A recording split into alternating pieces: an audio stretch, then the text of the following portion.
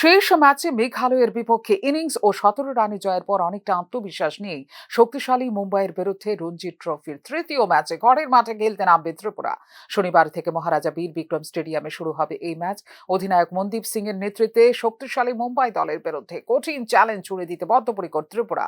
মনীষঙ্কর মুরা সিং এবং তার সতীর্থরা একটি বিস্তৃত প্রশিক্ষণ সেশনে নিজেদের ছালিয়ে নেয়। ত্রিপুরা রঞ্জি ট্রফিতে দুটি ম্যাচ খেলে ত্রিপুরার বর্তমানে ৪ পয়েন্ট রয়েছে। মুম্বাইয়ের বিরুদ্ধে একটি জয় টুর্নামেন্টে তাদের অবস্থান উল্লেখযোগ্যভাবে বৃদ্ধি করবে। অপরদিকে ভারতীয় ঘরোয়া ক্রিকেটে আধিপত্য বিস্তারের জন্য পরিচিত মুম্বাই আজিঙ্কা রাহানে এবং শার্দুল ঠাকুরের মতো অভিজ্ঞ খেলোয়াড়দের নিয়ে খেলতে এসেছে ত্রিপুরায়। রঞ্জি ট্রফিতে দল হিসেবে তাদের সমৃদ্ধ ইতিহাস বরাবরই বাড়তি মাইলেজ দেয় মুম্বাইকে। খেলার আগে নিজেদের পারদর্শিতা বজায় রাখার জন্য ব্যাটিং এবং বোলিং উভয়ের উপর মনোযোগ দিয়ে শুক্রবার এমবিবি স্টেডিয়ামে নিবিড়ভাবে অনুশীলন করে মুম্বাই দল।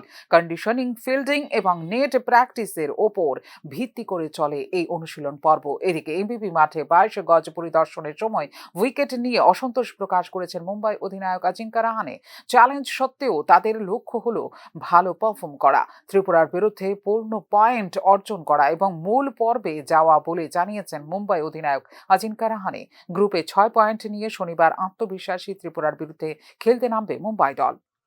ফিউরো রিপোর্ট, নিউজ নাও।